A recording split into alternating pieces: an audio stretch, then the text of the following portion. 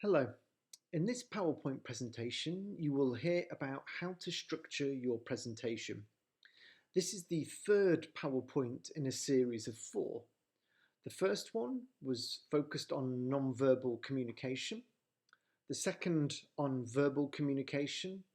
Now we will look at how to structure your presentation.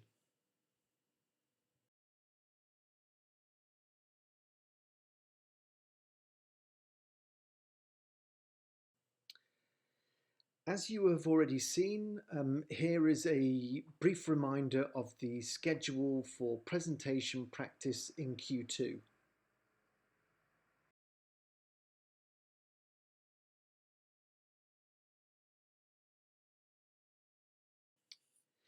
Here is a summary of the advice you heard in part 2.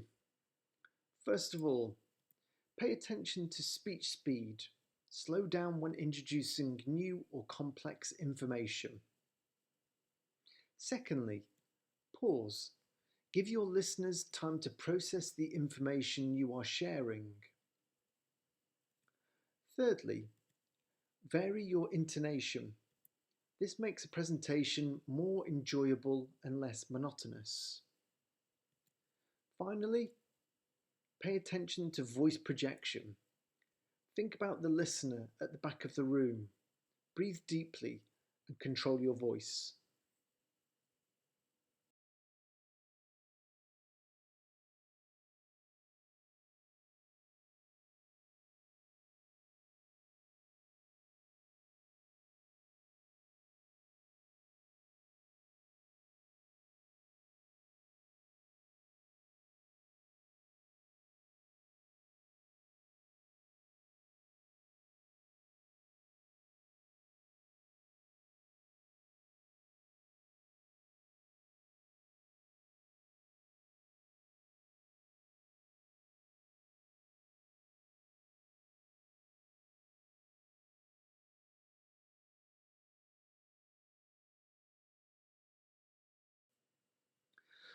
Watch the first 3 to 5 minutes of these videos and write down some notes about how the speaker grabs your attention from the start. How could you grab the attention of your listeners right from the start of your presentation?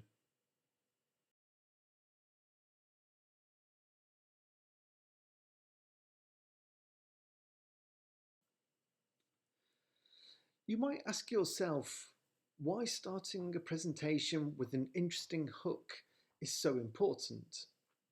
The tips here are adapted from a book entitled Presenting by Norman Eng.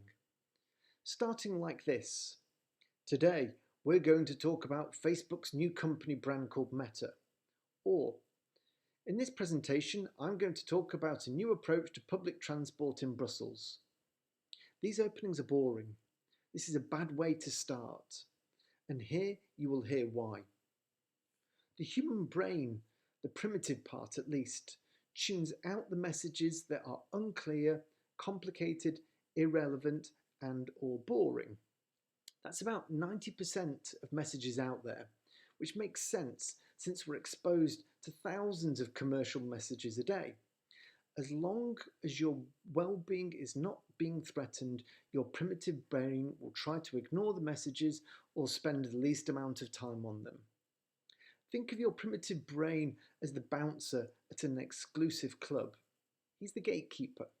He decides if you get in, so you better stand out in some positive way, because in the end, only a small percentage of club goers get in. Like the bouncer, your primitive brain is constantly on alert, on the defensive. So it ignores 90% of messages directed at you. Only those which are simple, clear, non-threatening, and novel or intriguing make it through. Once they do, the midbrain and the neocortex can process the message in more depth. Here's where audiences will listen to the content, the details, the logic. What's the bottom line? Well, ineffective presenters fail because they communicate with the highly developed part of the brain, the reasoning, the logic. Even though audience receives the messages using their primitive brain, it's a fight or flight. If your presentation is dense, the listener's brain shuts down. You need to get to the point fast. Audiences only care about how your presentation relates to them.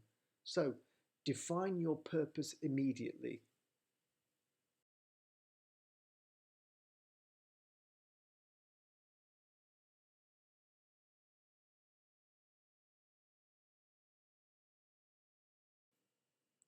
One thing to keep in mind from the very start until the very end of your presentation is the one sentence takeaway.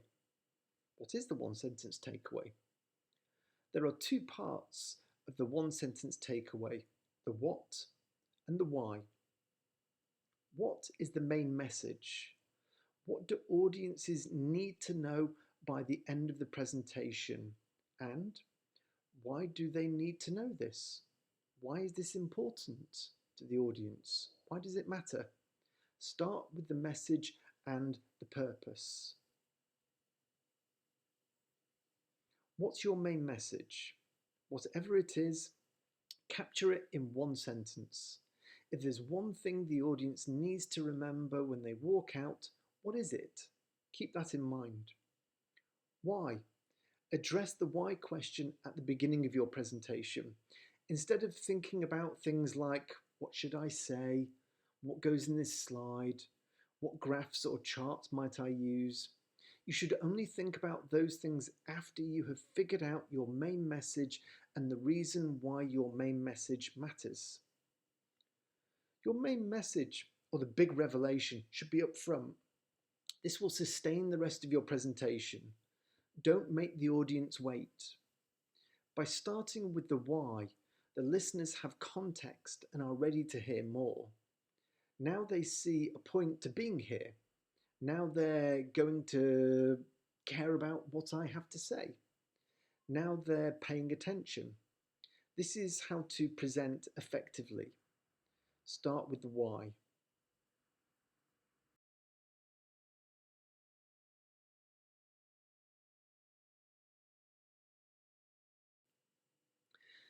You can decide on your main message by modifying the sentence above to fit your situation. Be careful. The main message is not the same as a general topic. Be specific. Topics are the names of sections in your presentation, such as the impact of digital marketing on consumers, or the reasons why economic sanctions only work in the short term. Your message, on the other hand, is a narrow focus of the topic. One way to find your message is to ask yourself the questions, what do I want my audience to know most about my topic? And why is this important for them? How will it affect their lives? The following criteria can help. What part of your topic is complex and or easily misunderstood? A major pillar or principle in your field? Here are two examples. A bad message. This presentation is about 5 behavioral economic principles that marketeers can't afford to ignore. A focused message. The audience will learn that an understanding of behavioral economics can help frame electoral campaigns, vaccination programs, and even the way you study for an exam.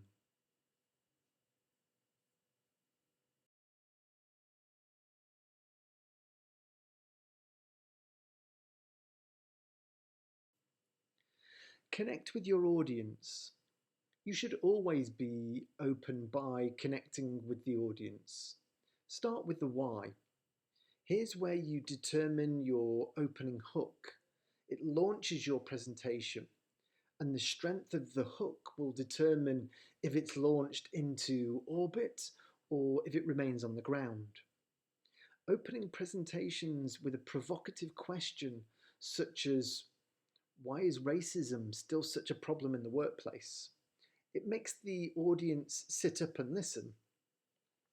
Opening with a general question, such as, with a show of hands, how many of you have ever experienced poor customer service in a mobile phone shop? Makes the audience feel involved right away.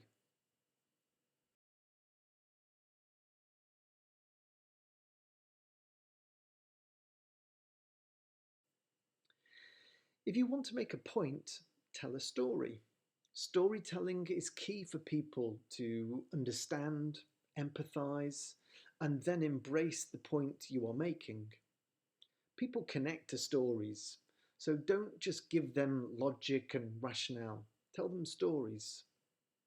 If you tell a story, as soon as you have the audience in the palm of your hand, use that opportunity to make a point. A tip here, stories are powerful. They are very effective at drawing audiences in. People often forget facts, but they rarely forget a good story. Just remember to connect the story to your topic and to your audience. Make an abstract idea concrete.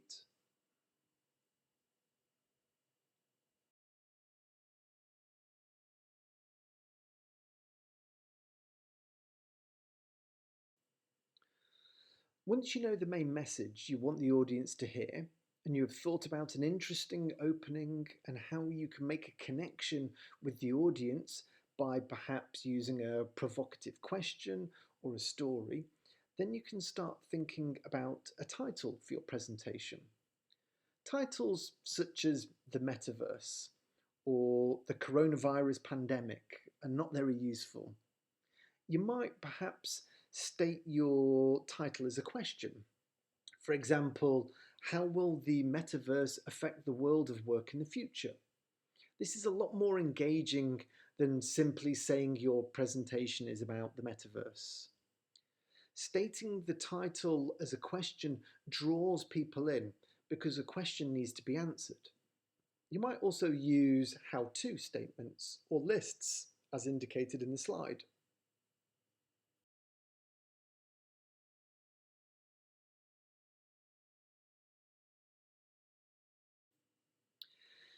Now that you have a good, strong opening, it's time to think about the main body of your presentation. The structure of a typical academic presentation is described in the following slides.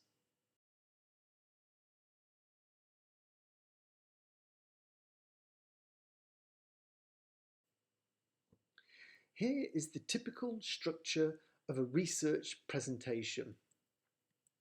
First of all, background. Secondly, the framework or hypothesis. Next, the research method or data analysis. The findings are next. And finally, the implications and/or discussion.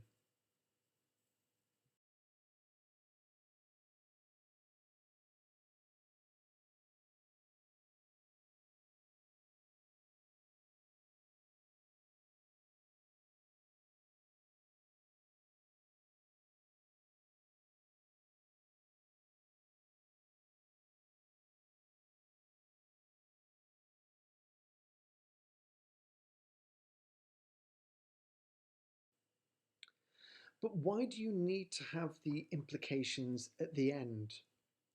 By flipping the script, starting with the findings instead of the background hypothesis, we pass the gatekeeper in the reptilian brain, the filter that asks, is the message easy to understand?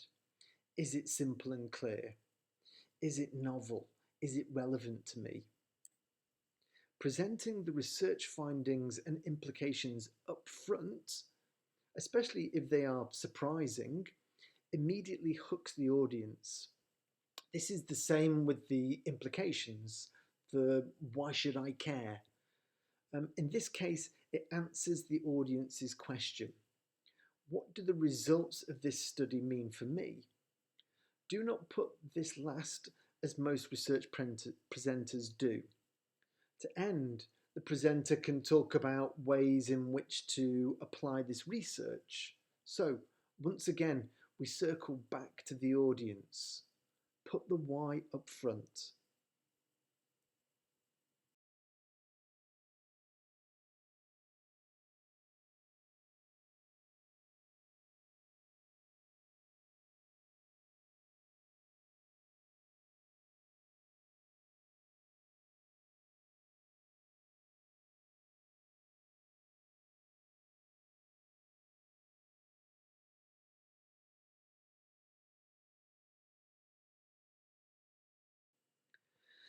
Remember, your presentation is about the most important parts of the topic. It's not about covering everything. You need to distill your research down to the most important parts. A great presenter will highlight the part that matters to the audience.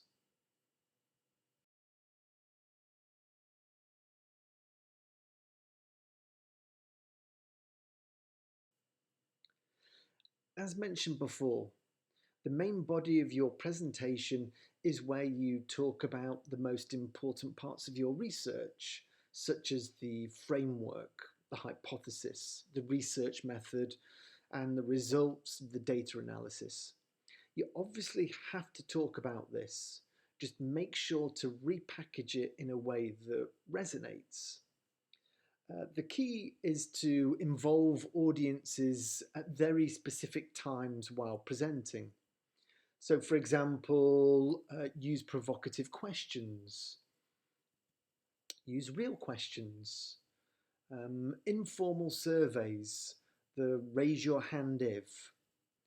Speaking to the audience directly using words like we and you. Make use of digital apps, such as those we're all familiar with, for example, WooClap.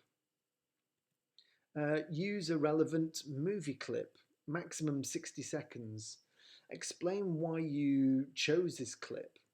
Cartoons, a well chosen graphic or chart.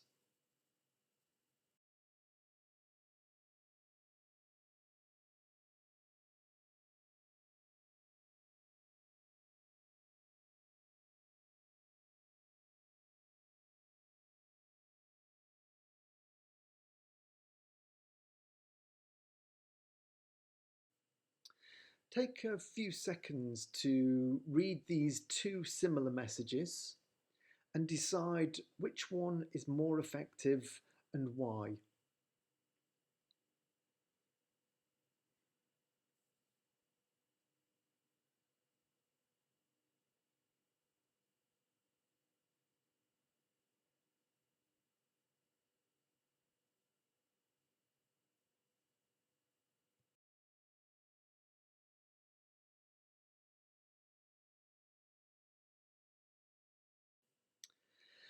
Have a look at how this speaker uses some clever language tricks to hook the audience. No, don't overuse rhetorical questions. Instead, aim to turn these questions into statements that describe what you're going to do in this presentation. Um, in the example here, you might say Belgium is a small country. This presentation will focus on what such a small country can offer its tourists.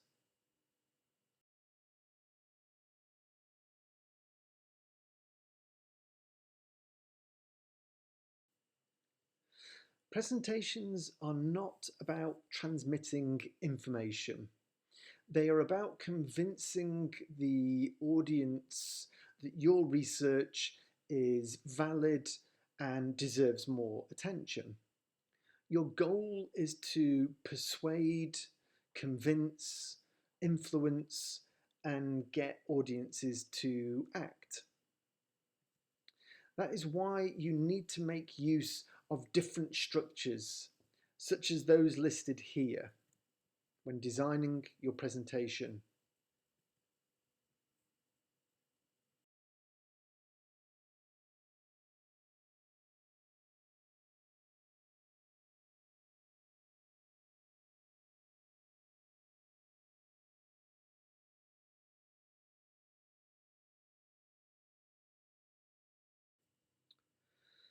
A strong conclusion is really important. Many in-class presentations fizzle out at the end as the speakers run out of ideas and the audience doesn't know if the presentation is over or not. Try to avoid this kind of weak ending.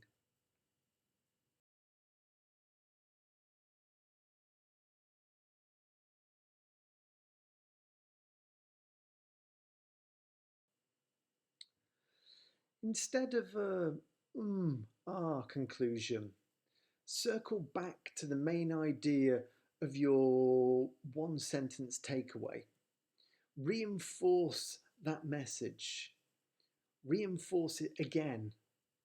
Let the audience know it's the end of your presentation. Finish on a high note as it's your last opportunity to convince your listeners.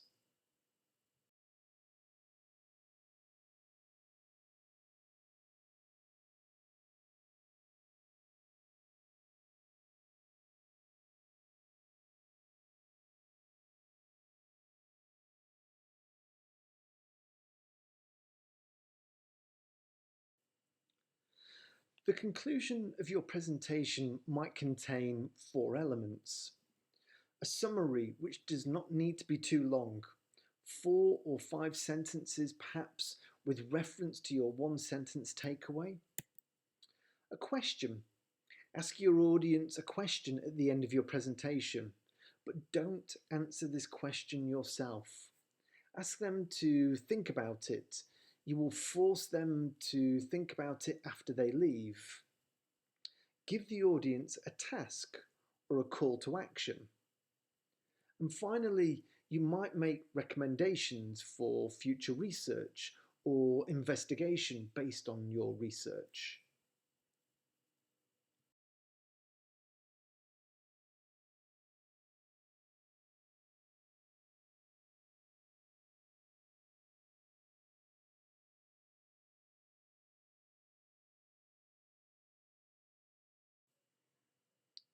Here are 2 video clips, one by Hans Rosling. Please take the time to watch this. See how his presentation ends with a bang and not a whisper. Also, we have one here by Sir Ken Robinson. See how his presentation ends with a call to action.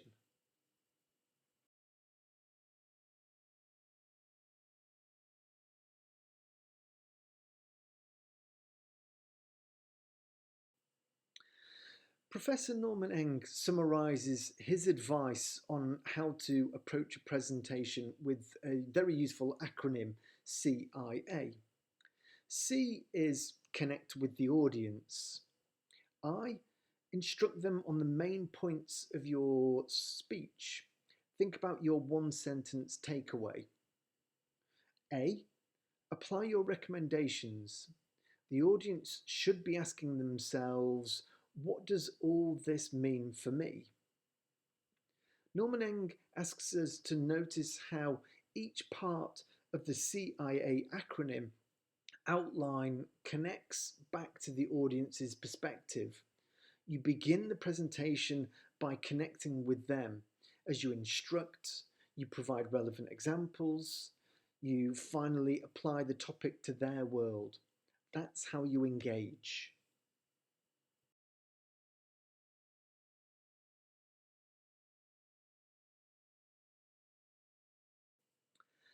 And finally, here is a summary of the points covered in this presentation. We spoke about the one sentence takeaway. We discussed how to make an effective beginning, middle, and end.